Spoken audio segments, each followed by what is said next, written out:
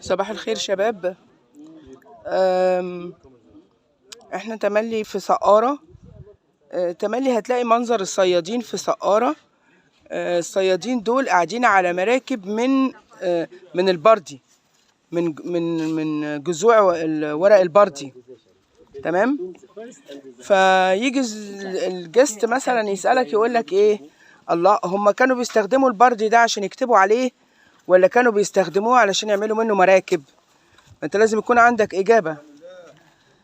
لما البردي كان فيه نوع جيد ونوع ما كانش جيد لعمل اوراق، فهو بيشوف الساق، لو الساق ديت ما فيهاش اي مشاكل من اي نوع، ممكن يكون فطر اخترق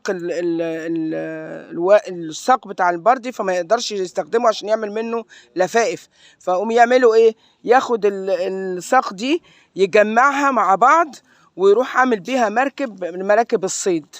خلي بالك، اذا حتى في ايام الفراعنه كان يبقى فيه بردي ينفع يعملوا منه ورق وبردي ما ينفعش، فاللي ما ينفعش كانوا بيعملوا منه مراكب.